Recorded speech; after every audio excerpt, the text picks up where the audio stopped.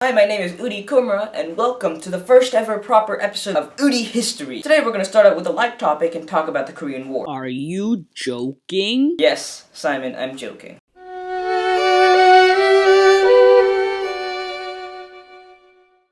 So the Korean War is commonly seen as the first actual war of the not really a war Cold War, and it pitted the newly formed South Korea against the newly formed North Korea. But it was really a war of unification, as both Syngman Rhee, the president of South Korea, and Kim Il-sung, the dictator, leader, person of North Korea, wanted to try to unify the country. They just had slightly different ways of doing so. And as would so often happen throughout the Cold War, South Korea, the freedom-loving, capitalist country, was supported by the United States. And North Korea, the communist country, was supported by the Soviet Union. So let's get right into the causes of the war, or in this case, just the main cause, which is the post-World War II occupation of Korea. Basically, at the end of World War II, the United States and the Soviet Union were both the most powerful countries in the world, and they were also the only countries that hadn't been bombed to hell. So they sort of had a responsibility to help all the other countries that had been torn apart by the war. But the problem was that the United States and the Soviet Union were capitalist and communist respectively, so they were kind of enemies, which got kind of problematic. Before World War II, Korea did not actually have a government. It was a Japanese colony since the early 20th century, and when the Allied forces came along and got rid of the Japanese Empire, there was no government or regime waiting to come back into power. So the United States and the Soviet Union now had a problem.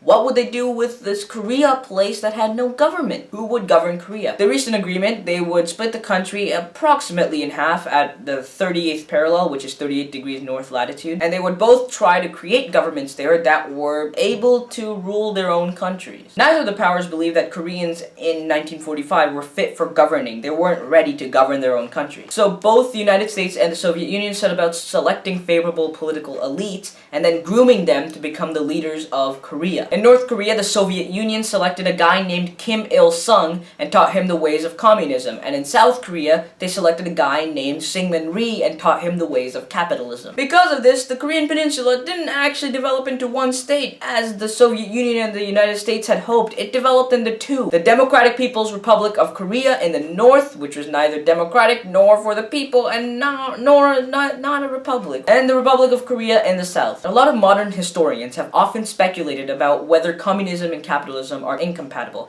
And regardless of whether this is true universally or not, it's definitely true in Korea. Because of the incompatibility of the two nations, within 2 years of 1948, which is when the two states were established, tensions were already running high. Both states claimed all of the Korean peninsula, and neither really recognized the other's sovereignty. And these states that were created in Korea were also supported by their respective occupying powers.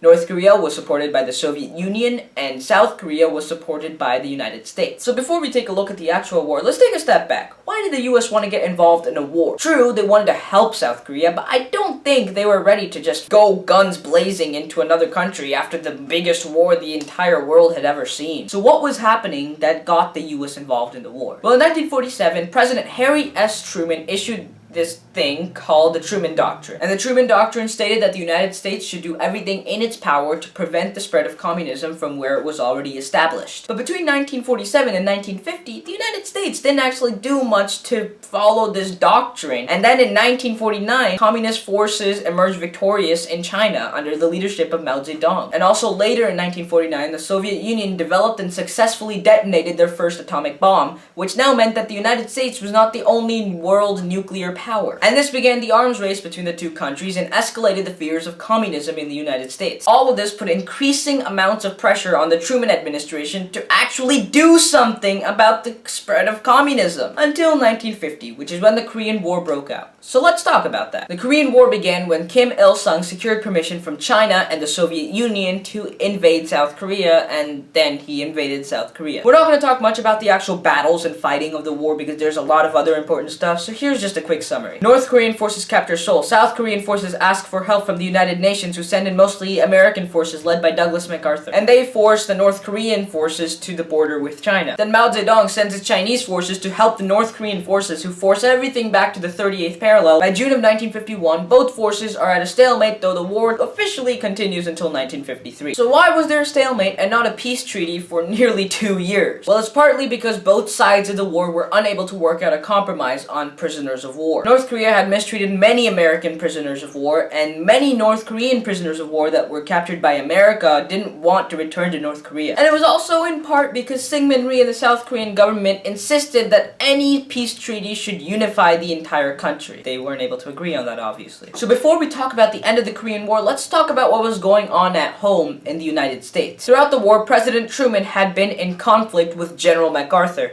Basically, MacArthur wanted to use nuclear force against North Korea and some Chinese targets, and President Truman said no. That's because the US involvement in the Korean War was not actually through a proper declaration of war. It was what was known in the United Nations as a UN police action. So Truman was unwilling to let police action turn into full-on nuclear war. But finally, Truman relieved MacArthur of his command in April of 1951 and replaced him with General Matthew Ridgway. In the end, though, Truman's conflict with the popular MacArthur combined with the stalemate in Korea served to undermine Truman's credibility, and he finally decided not to run for a third term, which was allowed back then. In his place, the World War II hero Dwight D. Eisenhower was elected, and part of his campaign was on a pledge to end the Korean War. And he finally did on July 27th, 1953, when a ceasefire agreement was signed and a compromise for the prisoner of war situation was reached. So now let's look at the effects of the Korean War, starting with the short-term effect. On the United Nations side, over 35,000 Americans were dead and many, many more were wounded. And other UN nations that had participated in the war suffered modest casualties in comparison. Also, of course, the Korean War was a direct cause, as we just talked about, of Truman not running for a third term. But the short-term effects were much worse for the Koreans, for both sides. The war had left 4 million Koreans dead, of which 2/3 were civilians. In addition, the physical destruction to the Korean peninsula was incalculable, especially to North Korea's economic infrastructure. The war also had profound long-term effects. Like the United States and the People's Republic of China did not normalize relations for 20 years until 1973. And the United States defense budget grew by billions of dollars, which, by the way, is a pattern that has lasted to this day. The war also heightened tensions between North Korea and South Korea and North Korea and the West, a pattern that would continue until right about now. But perhaps the biggest long-term consequence of the Korean War was the precedent that it set. Because the United States had gotten involved in a war to contain the spread of communism in Asia, they were now obliged to fight against communism in remote parts of the world. Not only did this partially cause the Vietnam War, but it opened the gates to the rest of the Cold War. Now, there would be no peace. The Cold War had begun. So who won the war? Well, it's kind of hard to say. Was it America? Well, maybe, but they only really lost a lot of men in their effort to contain communism in a part of the world that was not even important. China achieved their goal of keeping communism afloat in a neighboring country because they did not want an unfriendly nation on their border. But then they lost their relations with the most powerful country on the planet. And the Soviets, who had barely gotten involved, didn't get anything. But most of all, the purpose of the war was to unify Korea. And in that respect, both sides of the Korean War failed. True South Korea repelled North Korea, and true North Korea secured lots of communist support for its nation. But in the end, the country was left divided still, even more so than before. Maybe there was no winner, and maybe there doesn't have to be. Sometimes in war, there might not be winners, but there will always be losers. And those losers are always the ordinary people that get dragged into the war simply because they live in the area. So while we reflect on the importance of the Korean War to world history, let's not forget the millions of Koreans that died during the war, their memories being tarnished under the heavy weight of global conflict. Thank you guys so much for watching. If you liked this video, you can click right here and make history.